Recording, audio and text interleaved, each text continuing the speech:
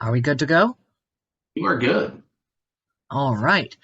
So thank you all very kindly for joining me in this presentation on trans identities in period. This is a huge topic and a very short time frame, so we'll have to hit the presentation hard and fast. Please feel free to put your thoughts or questions in the chat, as mentioned, but I might not be able to get to those questions until the end, and we might have to move on to a salon or different room to follow up. But I hope that you will be entertained, informed, and have your thoughts expanded. So here's what I hope we can cover if we're very focused. First, we're going to talk about the framework we use to study historical trans people. Then I'll talk about some of the well-known transgender-ish people from our period. And then I'll spend a little more time on how mythology shapes how trans people have viewed and invented themselves through history. And at the very end, we'll have a little short discussion period. This presentation assumes...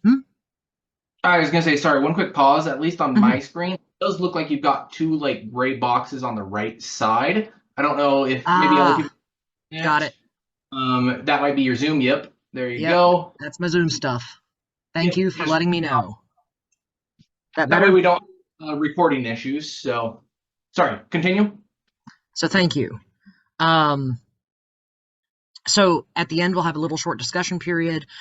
This presentation assumes that you yourself are not necessarily transgender or extremely knowledgeable about trans people or queer topics. So if you're already in those spaces, some of this might be very familiar to you. However, I hope to bring you some good material, even if you would already ace the test, as it were. My name in society is Akiyama Kazuhiko, and I am currently one of the two barons of Carigban in the Kingdom of the Middle with my husband Akiyama Hiroaki. Mundanely, I am Sata Prescott. I work as the preservation coordinator at Northern Illinois University Libraries, which means that I get to digitize, preserve, mend, and research rare books and special collections. My academic work is queer studies, media studies, and library studies. I've published on 19th century ghost stories, diversity, equity, and inclusion in libraries, and have an upcoming article on the trans themes in the film adaptation of the graphic novel Nimona. In the SCA, I do bookbinding, poetry, preservation work, illumination, and I do baronial service. I'm a transgender activist in all parts of my life, but it's important for me to state that while I might be in the club, that doesn't mean I'm better than you or definitely know more than you on these topics. Everyone has valuable experience to bring to this table, and I just hope that what I've brought you is valuable. So first, we're going to establish some theoretical framework for how we look at trans people in history. I promise that this is the most academic that this talk is going to get, and the big words will go away quickly. I'm going to keep it brief, as this could easily itself fill a whole college course. I have taken those courses, but I always enjoy chatting about queer theory, so if you want to look me up later, please do. So, there are two equally simple and equally true statements that I could make about gender and sexuality variance in history. The first of these statements is that queer identities are modern inventions that didn't exist in history. The second of these is we queer and trans people have always existed and were just oppressed out of the historical record. How can both of these be true? So the answer is historicism. It is absolutely true that people with diverse genders and sexual proclivities have always existed. We're here to talk about a lot of them today, after all. But it's also true that the concepts we use to talk about and understand those diversities have dramatically shifted, especially in the mid-19th and 20th centuries. How we theoretically handle queerness modernly is transforming especially rapidly, paired with an unprecedented series of both social acceptance and social attacks on our existences. The term transgender is relatively recent, replacing the also relatively recent term transsexual in the past few years to discuss the personal identity of people like me. Even the term homosexual did not appear until 1868 and did not receive widespread notice until Krafft-Ebing's Psychopathia Sexualis was published in Germany in 1886, and the term didn't reach English until Havelock Ellis wrote on the topic in 1901. You might be thinking, Obviously, ancient people didn't use English words, homosexual or transsexual or what have you back in the day. They had their own equivalent words, but the idea is the same. But that's what I'm trying to impart here. The idea is not the same. Modernly, we might say something like, I am gay. And by this, I mean, I have an identity that means I am one gender, I enjoy romantic or sexual relationships with people of the same gender, and I am affiliated with a certain array of social cues and tokens, like saying the word slay, or wearing many rainbows, or during midsummer having a big parade. But a person in the past would not necessarily have a similar identity. In fact, a Heian-era Japanese man, which is my persona, who slept with males was utterly normal, such that there was no distinct word for his identity. Japanese has had to borrow the word gay from English when importing not only the sound gay, but the idea of social identity. They had the word that describes the actions of sleeping with younger men, but instead of meaning I am a man who sleeps with men, the word more closely just means the act of loving and penetrating younger men and boys. That's what nanshuku is. So nanshuku does not imply a personal identity. In fact, it doesn't even imply that the person prefers sleeping with men. A different word would be used for a man who did not want to sleep with women, translating roughly as woman hater, and applied to people we might call queer, who are exclusively homosexual, or people we might call asexual, or people we might say have problems with commitment. It just isn't a coded identity. And that's just one small time period in one small part of the world. This is why you might hear people say that gender or sexuality is a social construct. That doesn't mean that gender isn't real, but rather that gender does not exist independent of social experience and context. A Roman woman is not the same kind of woman as a modern American woman. We in the gender diverse crowd will often say things like, oh, that's giving so much gender, or I am doing a gender, showing how we conceive of gender not just as a personal descriptive identity, but as a huge and wild collection of actions, feelings, responses, communities, fashions, so on. So therefore, when we talk about historical people being gender and sexuality diverse, I want to be very clear what we're doing. We are not saying things like, Joan of Arc was transgender and would definitely have taken testosterone if she could have. We can't know that. But we can say that Joan of Arc defied her contextually and socially mandated gender and took actions that are evocative of how we understand transmasculine identity today. So this presentation is here to talk about how transgender identity even gets constructed throughout history, highlight some of our ancestors that you might or might not know about, and help you build better ways to understand gender diverse people in their own historical periods. Therefore, some terminology.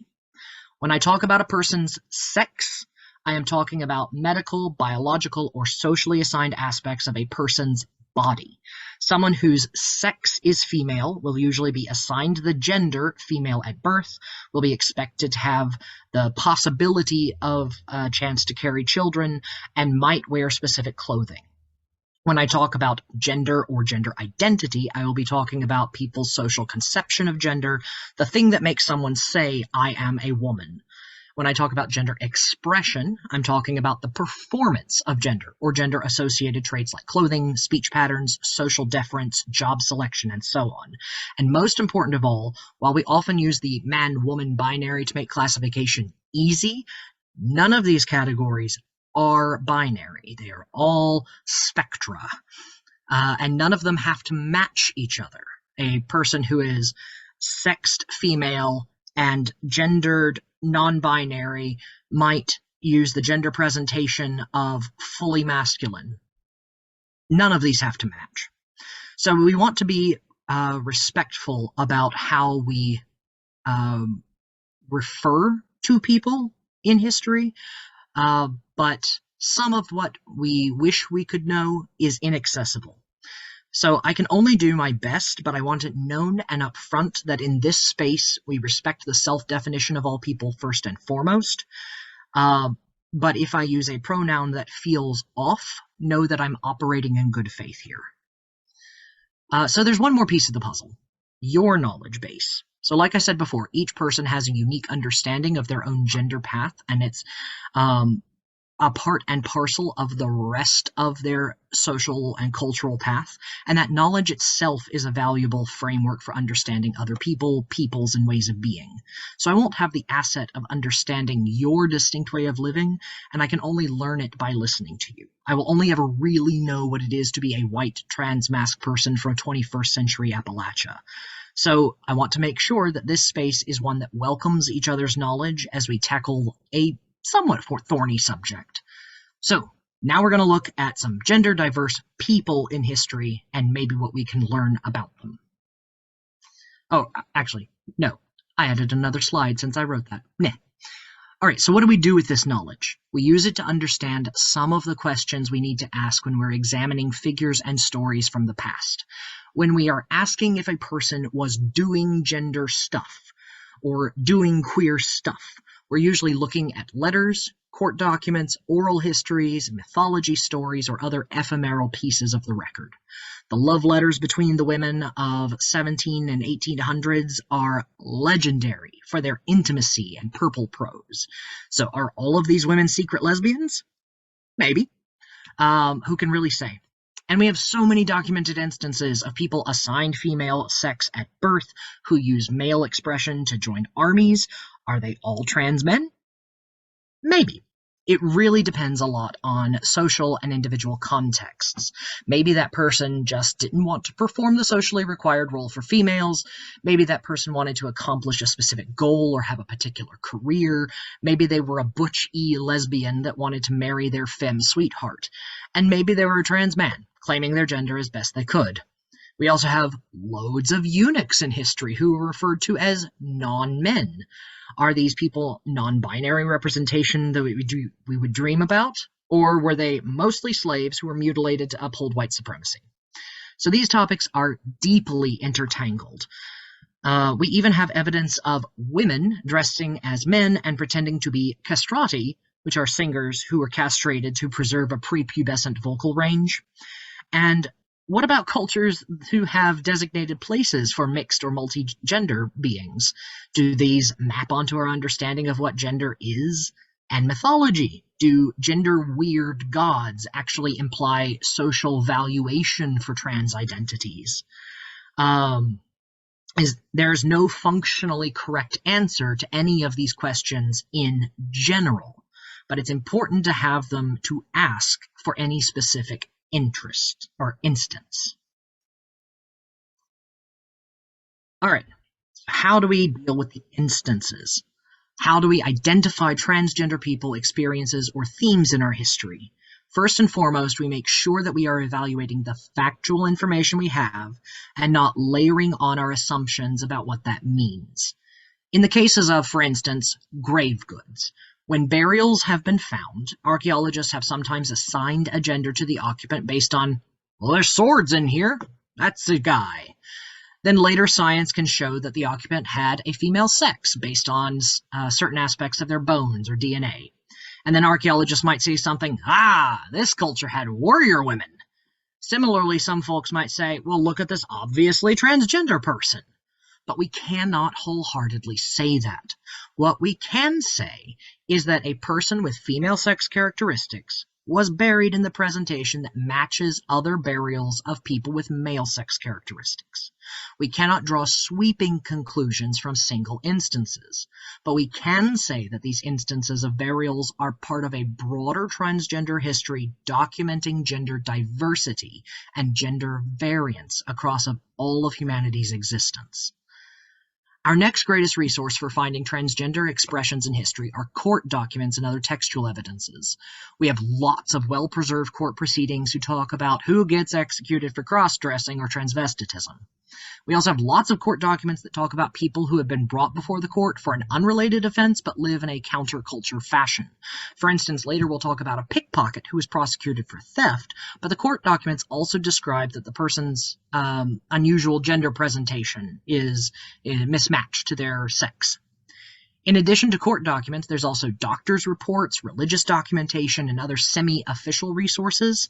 These documents aren't going to be very sympathetic or thoughtful about the person in question. So they're not going to provide a lot of information about how the person feels about their gender or what they are doing with their gender. They'll just document instances in which somebody did a gender thing. Sometimes it's hard to parse out what is being described as gender activity and what is some other unspecified crime, deviance, or physical difference. Like, when a court document says that this person engaged in abominable activities, do they mean it was sodomy, or do they mean it was something that's genuinely a crime? So we have lots of documentation from people in general as well, who talk about the strange people they met or have heard of. These might show up in letters, monographs, or oral histories. These are a little more suspect as to whether they represent reality or fiction, but what's wonderful about these writings is that they evidence the fact that transgender expression was known enough to be written about. That is, the writer, even if writing in fiction, knows that their audience can understand what they're putting down. So trans people were known enough to be understandable to the readership. But the real treasure is when we have the words of the person themselves, talking about their own perceptions. These are rarer, but often much more detailed. These come in the form of poetry, autobiography, letters between confidants, and especially in more recent years, oral histories. Here's a short list of things that researchers peg as doing transness when we're doing our research. So transvestitism and other signs of transgressive gender presentation, easy peasy, doing transness of some kind. Modern or past experiences or existences of third or more genders in a culture, a la the Hijra or Two-Spirit traditions. Truly, the number of these culturally specific communities is easily as numerous as the number of distinct cultures. I tried to build a discussion of these into this presentation, but it would be impossible to keep inside any kind of time frame. People listed as monsters or abominations or similar without an obvious crime attached. Reading between the lines, it's often a way for people to refer to homosexual or gender transgressive behaviors, but it can also reference things that are actually terrible, so this is fraught. Social structures that support certain types of homosexual behaviors, like Greek or Japanese-style pederasty. These often include the submissive partner being considered in a female role in a lot of culturally packaged ways. Theatrical systems that include cross-gender presentations and how those actors then transport their identities into the cultures around them, having also been these roles in a theatrical sense. And intimate letters describing what people love and what they call feminine or masculine or something else.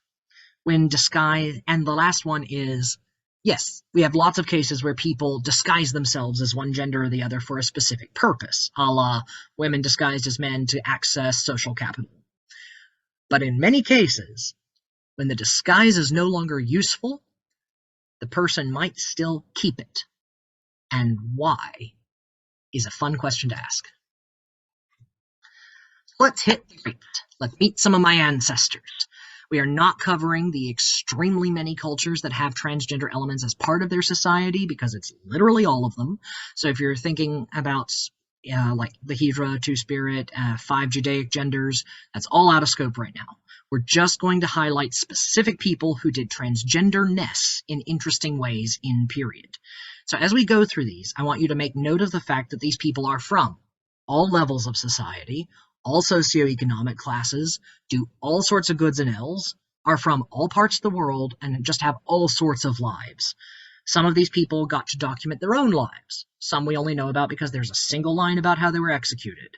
The point is just to demonstrate that there's a lot of documentation of trans people in period, and maybe spark your own research. So, this is a speed run. All right. This is a grave of a Bronze Age person who is sexed as male, who was buried with grave goods associated with other female graves, and most interestingly, contemporaneously, most male buried people were facing to the west, and most female buried people were facing to the east. And so this male sexed person is facing to the east, as well as having femme-coded grade goods. Hatshepsut, who was one of the most well-known pharaohs of ancient Egypt. I say well-known as in we hear about her a lot. This person wore male dress in carrying out her duties as pharaoh. Sporus is one of the two assigned male at birth spouses of the Emperor Nero. Sporus specifically was forcibly married because he looked an awful lot like Nero's dead wife, and it was a terrible, terrible thing that's very well documented in history. This one is more exciting for me. So this Lucretius was writing about people he met and their stories, and is one of the first major historians. And he writes about having met a person he calls Megilla, who declares themselves to be Megillus, and he has a wife, and he specifically says in this text, "I was born a woman like the rest of you, but I have a mind and desires and everything else of a man." So, real clear there. Another emperor, Elagabalus, sometimes called Heliogabalus, I think I have that right, and was born with another name. Roman naming conventions are fun. In any case, Elagabalus was very clear that they wanted a sex reassignment surgery of some kind, and reportedly would offer a vast sum of wealth to any surgeon who could give them a functioning vagina. He was also a lunatic and did many terrible things. This particular painting is about a, not Saturnalia, another major festival. In any case, where Elagabalus dumped so many rose petals into the streets that many people died of suffocation. So, I also really love how the painter has also included this old queen right beside Elagabalus. So, one of the major cults or religious cults for Sibyl included priests who were called the Galli, who were assigned male at birth people who were castrated in some fashion and would wear femme clothes. And we specifically have found at least one burial of a Gallus priest who was buried in femme presentation. Now we're getting more into the major Christian era of Europe and Central Asia, Eastern Europe, and we're going to get a whole bunch of people assigned one gender at birth who went into the cloister either as a nun or a monk for one reason or another. So, this one, I don't want to get married, let me hide as a monk. This one, I don't want to get married, let me go hide as a monk. And specifically, this one eventually got accused of having impregnated an unmarried woman. And he held to his story that it was him. So he took the blame, got kicked out of the monastery, lived as a beggar on the street, and then when died was finally revealed to have been sexed female, and thus did not have to be accused as the father of this child. And that is a commitment. And the monastery was so embarrassed, they eventually named the monastery after him. The Lady of Cal, in most archaeological circles, this person is referred to as a woman in power. But the fact is we don't have much data, and some of the indigenous work on this is looking to reclaim this person as a mask-presenting or a complex gender-identified person who is in power in Peru. This person, I don't want to get married, let me live as a monk, lived as a hermit for 28 years until their death, where they announced that they were dying by writing it on a pot fragment and leaving it outside the cave. Gregory of Tours is a famous historian who writes about an argument between an abbess and another major religious figure, and it turns out that the abbess was a person who castrated themselves and stayed in the church. And the whole thing is so much drama, it is highly entertaining to read about. Very famously recently, there is a major gravesite in Burka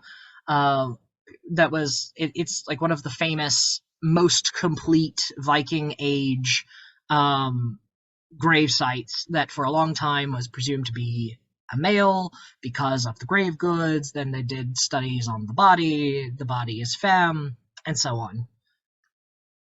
on. There's also a Finnish gravesite in a similar era in Finland. This person was karyotyped, that is to say, genetic testing to evaluate their chromosomal distribution, and found to be intersex, and probably with Klinefelter syndrome, which is one of the most common intersex conditions. And interestingly, the grave goods themselves have both femme and masc-coded materials. So this person has some evidences of having lived a mixed gender lifestyle. Kalonymus ben Kalonymus is a Jewish poet, and we're definitely going to go with poet, who wrote an absolutely heart-wrenching poem called A Prayer for Transformation that explicitly wishes to be born again, or to have been born as a woman. It's one of the most beautiful documents we have expressing the sorrow and grief of gender dysphoria. John or Eleanor Reichner, which we're going to refer to as Eleanor because that's what she specifically announced herself to be, was an absolute wild woman who lived as a peasant and prostitute and petty criminal who did sex work and also studied to be an embroideress. That is to say, her mother taught her embroidery, and then later she found community with the seamstresses and embroiderers of London. So she had this dichotomous life of doing women's community and women's work, and then also doing women's other work, prostitution. And we have lots of court documents about her. This slide is terrible because it's a catch-all for all of the Qing and Ming Dynasty documentation we have, because I can't read Chinese yet. I'm working on it. But the secondary sources that I have looked through have at least 53 instances in these collected papers of various doctors of the time. The interesting part of these is that mostly these are addressed as medical issues instead of criminal issues. So that's a hugely divergent thing. Transgender identity wouldn't really be medicalized in Western culture until like the 20th century, or late 19th century, early 20th century. Prior to that, it was all religious and social crime. In the, we'll just say the Christian world to make a really broad generalization. So finding it as a medical issue in China is particularly interesting, especially given this period's strong ties to Confucianism. Hafiz is a very famous like cultural icon of Persia slash Iran, and he wrote many poems about, um, we'll just say, love and gender stuff. I don't really have time to go into it, but he is a landmark icon of queer identity, and particularly he wrote a poem about how his soul has no gender. Christina de Pizan is a major feminist of the medieval period, and wrote deeply and widely, but notably, she wrote a fiction story that was mostly autobiographical, with the main character who shared her own name. And I see a question about Magnus Hirschfeld. Um, it's not the first instance of medicalization, but it is the first clinic, medical clinic for trans people in the European milieu.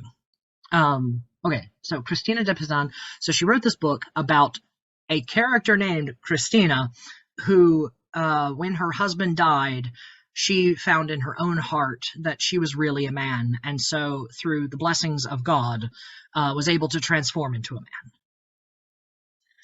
We have an instance of a court document that mentions a Moor who was executed for transvestitism. This painting is not that person, it is a Moorish woman. This person, here's your homework. You need to go read about Eleno de Cespedes, because their life is bonkers. We have so much documentation because they were constantly in front of the court. They did everything. They slept with everyone, and laws were written about this person. Similarly, Antonio de Arauso, little more low key, did the go be a soldier thing, and was a professor for a long time. A lot less illegal, but still well documented through academia instead of being a criminal. Henry III was well known for wearing women's clothes at court and being called Her Majesty. In Switzerland, in the early 1600s, there's an AFAB person executed for wearing men's clothing. Interestingly, this person was burned at the stake with another person who was being executed for sodomy. We also have, in a similar period, Barbara Brunner, who was burned at the stake for wearing men's clothes. Here's one of the ones I was telling you about. We're starting to get to the end of SCA period. Mary Firth was also called Moll Cutpurse, which we mainly know about for being a petty thief and criminal, and a fence in the underworld. So, like, if you were into criminal activity, your go-between would be Moll Cutpurse. In the Philippines, right on the cusp of the colonial period, tombmates belonged to a sect of society that was a third gender, and they were third gender shamans. And tombmates led an anti-Catholicism revolt that is still well known today in the Philippines. Obviously, it wasn't successful because the onward march of colonialism, but I mean, there are still like major statuaries of this person. So they're crazy cool to hear about. Thomasine Hall, we are now firmly out of period, but I really wanted to mention Thomasine because in early colonial Virginia, this person was found to be intersex by a panel of investigators, and so they were legally required to wear the clothing of both genders at all times, which they broke often. Not because they were firmly binary, but because they wanted to wear whatever the hell they wanted. They would wear all femme clothing, all mask clothing. They slept, again, with everybody, and were constantly getting into trouble. And would constantly lie to their partners by saying, oh, I know what you've heard, but I'm actually insert gender that makes this coupling straight. So it's fine for us to have sex. No. And my last notable historical figure that's really out of period, but everyone also needs to know about King Christina of Sweden, who was, well, she's the only woman who was buried in the Vatican. She was excommunicated twice and then got back in the good graces. She had a couple of female partners, and she dressed in male clothing frequently. All of these people are utterly fascinating, and I hope that you have enjoyed this speed run through historical trends, people. All right, so the last part of this presentation that I want to spend real time on is the historical stories of transgender ideation. Even more than the individual people and all their truly wild and fascinating stories, these myths showcase what trans people really give a culture. Stories about ways to think, ways to be, and ways to solve the existential problems of living as a human being. Like all mythology, these stories survive because they were useful to preserve. Sorry, we have a cat. Here. So I'm sure you've noticed a graphical theme in this presentation. Gods like Dionysus, Hermes, Artemis, Zeus, and so on all have some degree of gender transgression, and that's just one pantheon. Almost every corner of the world has enduring stories about gender fuckery, gender transformation, and queered gender boundaries. So you'll see a few themes repeated: transformation resolving around a social sorrow, star-crossed love because of social prohibition, sexual and gender violence, visceral body horror, and the acquisition of special magical powers. Mythology teaches individuals how to understand their own selves and build community. For queer people in the 1500s through the 1900s, for instance, we might have found each other by covertly voicing a fascination with Greek mythology. Oh, you like history? Like ancient history? Oh, and the mythology. So, like Apollo? And then you'd know that you're in the presence of a fellow gay. So, like the actual historical figures, this can never be a complete list, and I can't tell you all the many variations and details of all these stories, but here's a fun taste of some trans tales. So some of these myths likely overlap with some pieces of reality and true stories, but are so long divorced from their source material that it's hard to pen down. So first we have Tiresias, who was a prophet who was transformed into a woman for 7 years, and then later, when Hera and Zeus are arguing about who has better sex lives, they go to Tiresias, who's like, experience both, so he'd know. And Tiresias is like, the woman's pleasure is 9 times the one pleasure of the man. And so Hera curses him to be blind. But to ease the burden a little bit, he gets prophecy and 9 lifetimes. Yeah. Cainius is a genderfuck is correct. Fairly specific term for a community. Yes. I genderfuck, genderfuckery. These are all normal in community terms. I am not simply being lewd. I might also be lewd, but that's beside the point. So Cainius was a assigned female at birth person who is transformed into a man by Poseidon. Greek mythology ain't great on consent, so Poseidon raped Cainius. And then Cainius said, could you please make it so that doesn't happen again? That was not fun for me. And so Poseidon's like, oh, sure, let me just turn you into a dude. That fixes everything, right? And Cainius is like, sure, great. And Poseidon's like, you know what? You were such a good lay. I'm also going to give you impenetrable skin. Isn't that amazing? Oh. I don't know how much I can go into this one. Bata is from The Tale of Two Brothers. We'll just say Bata removes his own genitals as part of a promise of brotherly fidelity. The rest of the story is so bonkers. It's so bonkers. It's just bonkers. I'm skipping.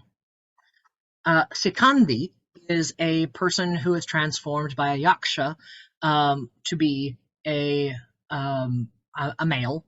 And then later, that same Yaksha is transformed from her little dryad nymphy self into a male as a curse. And she's not able to reacquire her own sex until the person she changed is dead. So we have a double gender change in this story. Most of you are probably familiar with Hermaphroditus. This is another sex change as a result of rape story. Hermaphroditus, however, has a pretty long-standing series of cult worship, and we actually have some really beautiful statuary from the period, and as well as frescoes and mosaics.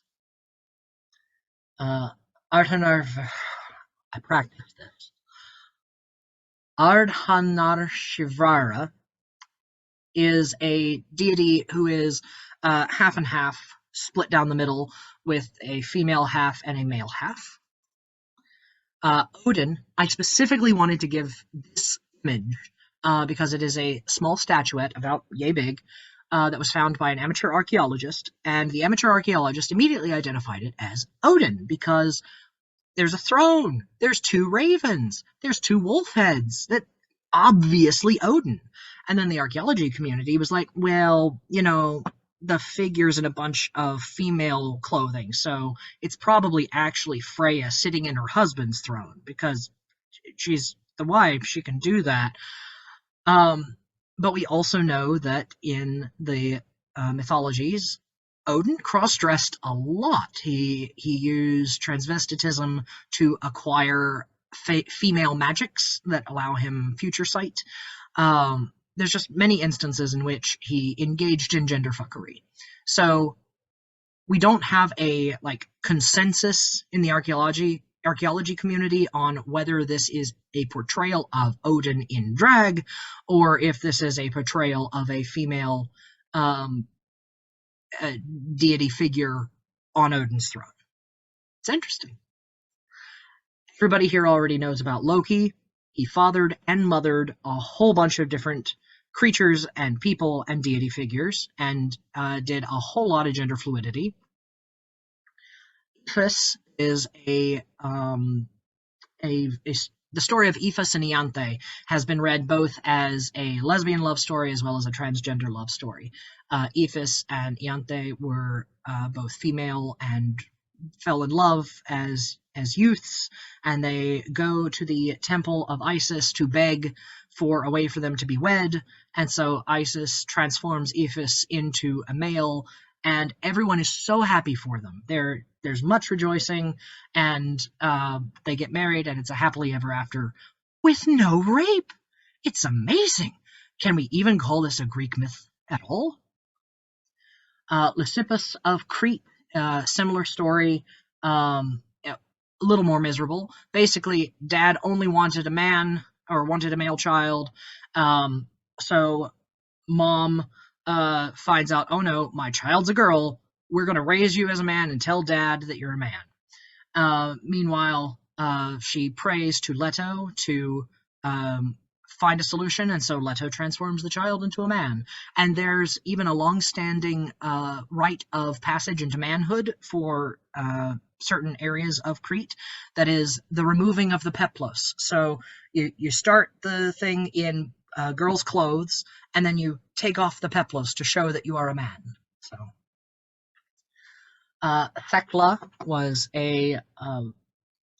is a semi-mythic, semi-documented figure who cut her hair and went around with Paul preaching about Christianity. Saint Apollinaria didn't want to get married, convinced people they were a monk. They also said that Christ told them to take the male name Dorotheos. There's a fiction story called The Legend of Hilaria about a person who's disguised herself to be a man and a monk, and then later has magical powers to heal their sister. There's multiple versions of this story in multiple cultures that are almost identical, so likely are reinterpretations or bootlegs of each other. And There's also Saint Hilaria in certain segments of offshoot Catholicism. So again, that merger between something we know is fiction that becomes active religion. Mary of Egypt, there's nothing about Mary of Egypt that indicates the person was necessarily transgender, but all of the representations and like the iconography of her shows her naked and emaciated and looking like a male in many ways. That is to say, she has no developed breasts. And that's sort of an interesting way that society was doing gender. In England in the 1300s, we had a story in which a character named Silentius or Silentia was sort of Schrodinger's trans person, don't know one way or the other, raised as male in order to inherit, and then is just so good at doing dude things that nobody will believe them when they try to show, actually, I'm a woman. So it's kind of like a feminism story, first and foremost, but it has these trans undertones. There's a story of Hervard in the saga from King Heinrich the Wise. Again, I am enlisting as a male in the army, and then the cool part about this is that there's a largish section in which Hervard is asking their mother for help in dressing as a man. Okay, whew, we got through it. We've had quite a run. I wanted to open it up for the few minutes we have left, if we have time. I want to ask you, who is your favorite trans icon from history? What stories resonate with you the most? What did you learn? Who is it criminal that I missed in this madcap dash? First, I want to leave you with this last quote from Susan Stryker, who is one of the landmark researchers of transgender history. So many people believe that gender identity is rooted in biology. Many other people understand that gender is more like language than like biology. That is, while they understand that us humans have a biological capacity to use language, they point out that we are not born with a hardwired language pre-installed in our brains. Likewise, while we have a biological capacity to identify with and learn to speak from a particular location in a cultural gender system, we don't come into the world with a predetermined gender identity. All right. I did not say Nobunaga. I know, I'm a bad Japanese persona.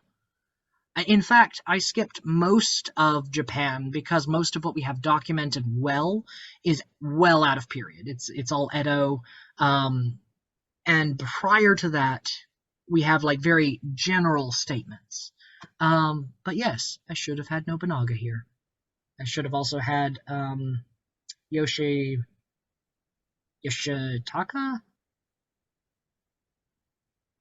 Anyway.